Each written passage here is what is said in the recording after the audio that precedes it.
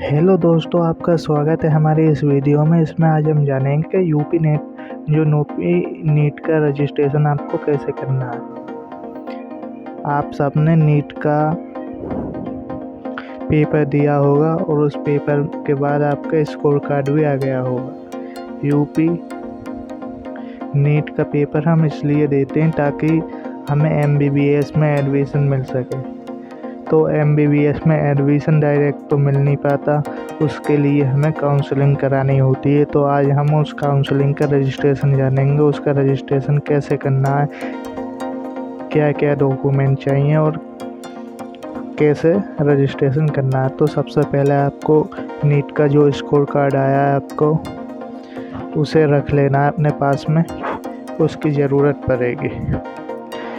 तो सबसे पहले आपको यूपी नीट लिखना है गूगल पे और आपके सामने पहली वेबसाइट आ जाएगी ये यूपी नीट गवर्नमेंट। इसमें भी रजिस्ट्रेशन दो तरह के होते हैं एडमिशन के लिए। पहला होता है MCC काउंसलिंग के थ्रू, जो ऑल इंडिया की काउंसलिंग है, उसमें रजिस्ट्रेशन करके आप एडमिशन ले सकते हैं। और दूसरा होता है केवल यूपी के बच्चे यूपी की काउंसलिंग करा सकते हैं, उसमें जो यूपी के कॉलेज है वो ही मिल पाएंगे। ऑल इंडिया की में ऑल इंडिया के जितने भी स्टेट हैं सबके कॉलेज मिल पाएंगे, यूपी की में केवल यूपी की कॉलेज मिल पाएंगे। इसमें ज़्यादा चांस होता है यूपी के बच्चों को कॉलेज मिलने का। तो यूपी नीट लिखने के बाद यूपी नीट की पहली वेबसाइट आएगी, इस पर क्लिक करना है आपको। वेबसाइट ओपन हो जाएगी आपके सामने इस प्रकार। इसमें नीचे देखना है आपको, यहाँ रजिस्ट्रेशन लिखा हुआ आएगा, रजिस्ट्रेशन फॉर स्टेट मैट्रिक्स। इस पर क्लिक करना है रजिस्ट्रेशन पर। और रजिस्ट्रेशन के बाद कैंडिडेट रजिस्ट्रेशन फॉर काउंसलिंग के लिए आपका ये फॉर्म ओपन हो जाएगा। इसमें आपको जो कोर्स है वो सेलेक्ट करना है, रोल नंबर और नीट एप्लीकेशन नंबर भरना है इसमें, और कैप्चा भरने के बाद लॉगिन पर क्लिक करना है। लॉगिन पर क्लिक करने के बाद आपके सामने नीट रजिस्ट्रेशन नंबर, आपकी रैंक, आपके स्कोर, आपका नाम, फादर नेम, मदर नेम और DOB आ जाएगी, जेंडर आ जाएगा, कैटेगरी आ जाएगी। इसके बाद आपको नेक्स्ट पर क्लिक करना है। नेक्स्ट पर क्लिक करने के बाद आपके सामने जो फॉर्म है वो ओपन हो जाएगा। यहाँ आपका रजिस्ट्रेशन नंबर दिखेगा ऊपर। रजिस्ट्रेशन नंबर के बाद आपको यहाँ माइनॉरिटी स्टेटस दिखेगा। माइनॉरिटी स्टेटस सेलेक्ट करना है आपको और यहाँ अपना क्वालिफाइंग एग्ज़ाम पासिंग कहाँ से किया है आपने वो सेलेक्ट करना है। कैटेगरी कैटेगरी सेलेक्ट करने के बाद एड्रेस भरना है, इसमें स्टेट सेलेक्ट करना है, डिस्ट्रिक्ट और ईमेल आईडी, मोबाइल नंबर, और डिस्ट्रिक्ट में वेरिफिकेशन के लिए आपको एक सेंटर सेलेक्ट करना है। यहाँ अपने नंबर फिल करने हैं, जो मार्क आपके आए सब्जेक्ट वाइज, और यहाँ अपना पासवर्ड बनाना है। पासवर्ड बनाने के बाद कैप्चा बनने के बाद सबमिट पर क्लिक कर देना है। ओके, अब हम भर के दिखाएंगे माइनॉरिटी स्टेटस। अगर आप माइनॉरिटी हो तो रिलीजियस में तो यस, वरना रिलीजियस ले लेना है। नहीं हो तो ना, तो हम नहीं है नो ले लेंगे। ना लेने के बाद यहाँ आपने पास कहाँ से करी है 12th क्लास, उसकी डिटेल भरनी है। 10th और 12th कहाँ से की है आपने, तो हमने यूपी से करी है, हम इसलिए यूपी की काउंसलिंग करा रहे हैं तो यूपी ले लेंगे। इसमें high school and inter pass from UP के बाद यहाँ अपना मेरिट स्टेटस मतलब कैटेगरी सेलेक्ट करनी है, आपकी कौन सी कैटेगरी है। यहाँ हम अपनी EWS ले लेंगे, हम EWS हैं, अपने अकॉर्डिंग आपको ले लेनी है। और कैटेगरी के बाद सब कैटेगरी है, फिजिकल हैंडीकैप, अपने अकॉर्डिंग सब कैटेगरी ले लेनी है आपको। NCC है तो NCC लेनी है। अगर आपके माता पिता आर्मी में, नेवी में या एयरफोर्स में तो एक्स सर्विस आर्मी में ले लेना है आपको। ओके, फ्रीडम फाइटर हो तो फ्रीडम फाइटर ले लेना है। इसके बाद कैटेगरी बनने के बाद अगर अपना कैटेगरी लिए तो कैटेगरी सर्टिफिकेट की डिटेल बननी है। इसमें इशू कहाँ से हुआ, सर्टिफिकेट नंबर और डेट और यह सब कैटेगरी हमारी कोई है नहीं हम ना कर दिया। और इसके बाद अपना एड्रेस भर देना है इसमें, करस्पॉन्डेंस एड्रेस आधार में देख के या डोमिसाइल सर्टिफिकेट हो तो उसमें देख के भर देना है आपको।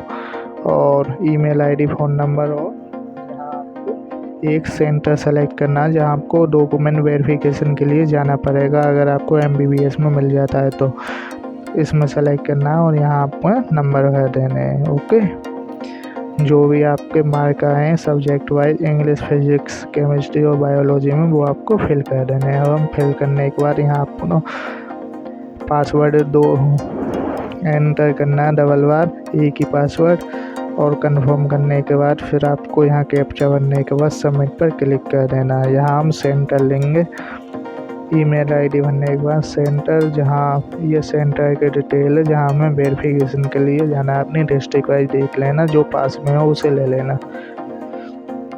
लेने के बाद आपके सामने इस प्रकार डिटेल आएंगी।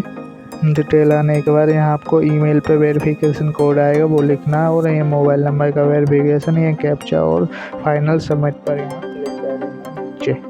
फाइनल सबमिट पर क्लिक करने के बाद आपके सामने इस प्रकार ओपन हो जाएगा। तो यहाँ आप नीट का फॉर्म फाइनल सबमिट के बाद इस प्रकार ओपन होगा। यहाँ अपलोड डॉक्यूमेंट का ऑप्शन आएगा मेन्यू के नीचे साइड में।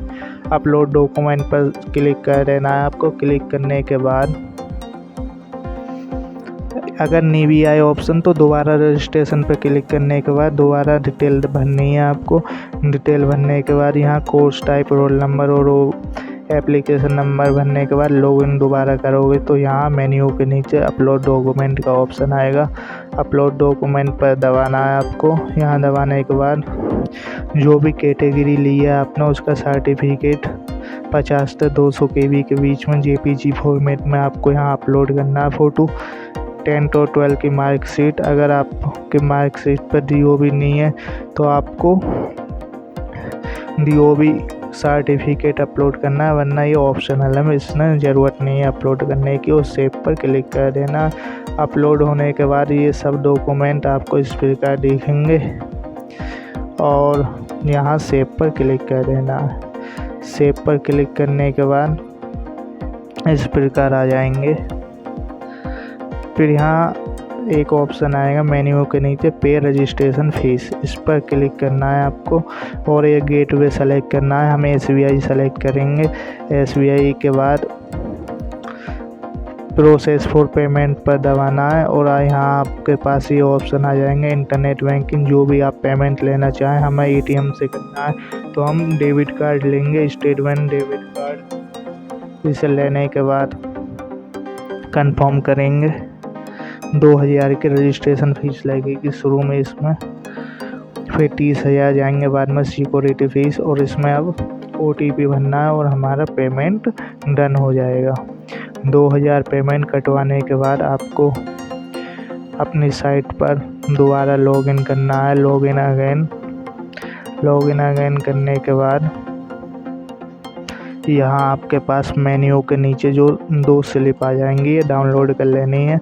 रजिस्ट्रेशन फ़ीस रिसिप्ट और रजिस्ट्रेशन फॉर्म, इन्हें डाउनलोड करने के बाद ये आपको डाउनलोड कर लेनी है। डाउनलोड करने के बाद रजिस्ट्रेशन फॉर्म भी डाउनलोड करना है, आगे आएगा काम।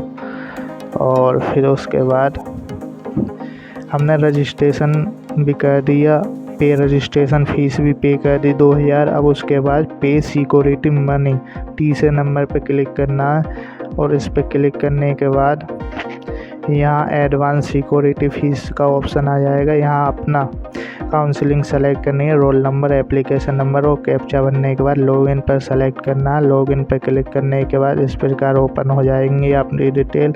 अगर आपके ये ऑप्शन आएंगे 30,000 ओनली, अगर आप 30,000 जमा करोगे तो आपको MBBS की गवर्नमेंट सीट मिलेंगी और 1 लाख पे BDS मिलेगी और 2 लाख पे आपको MBBS प्राइवेट मिलेगी। तो हम इसमें 30,000 जमा करने हैं हमें, ताकि हमें केवल गवर्नमेंट MBBS सीट मिल सके। तो हम 30,000 पर क्लिक करने के बाद 30,000 सबमिट पर दबाएंगे। सबमिट पर दबाने के बाद दोबारा सबमिट मांगेगा कंफर्म के लिए। सबमिट पर दबाने के बाद ये पेमेंट के गेटवे आएंगे। यहाँ SBI payment for SBI select करेंगे। पहला सेलेक्ट ले लिया आपके हमने ICI पेमेंट गेटवे, और प्रोसेस फॉर पेमेंट पर दबाएंगे। सबमिट पर दबाएंगे। सबमिट पर दबाने के बाद दोबारा सबमिट पर दबाएंगे। SBI ले लिया है हमने आपके, और कंफर्म करेंगे 30,000। और यहाँ अपना जो कार्ड डिटेल है वो भरेंगे। कार्ड डिटेल भरने के बाद पे पे दबा देंगे। पे पे दबाने के बाद OTP आएगा, OTP भरेंगे। मेक पेमेंट पर दबा देंगे और ये 30,000 की पेमेंट स्लिप हमारी कंफर्म हो जाएगी। पेमेंट स्लिप कंफर्म होने के बाद ये हमें डाउनलोड करके रख लेनी है। और अब काउंसलिंग का जब भी रजिस्ट्रेशन फॉर्म ओपन होगा तो हम उसमें चॉइस फिलिंग का ऑप्शन ओपन हो जाएगा। 30,000 जो है एडवांस सिक्योरिटी फीस है, इसके बिना काउंसलिंग का रजिस्ट्रेशन काउंसलिंग नहीं हो पाएगी। तो ये ज़रूरी है एडवांस पे करने, एडवांस सिक्योरिटी फीस जमा करनी ज़रूरी है। तो इस प्रकार आप काउंसलिंग में बैठ पाएंगे। आपको 30 और 32,000 रुपये जमा करना है MBBS गवर्नमेंट सीट के लिए। ओके, तो इस प्रकार आप रजिस्ट्रेशन कर पाएंगे। आज लास्ट तारीख है, तो इसलिए आप जल्दी रजिस्ट्रेशन करना स्टार्ट करें। ओके, धन्यवाद। वीडियो पसंद आई हो तो चैनल को सब्सक्राइब ज़रूर करना। काउंसलिंग के लिए धन्यवाद।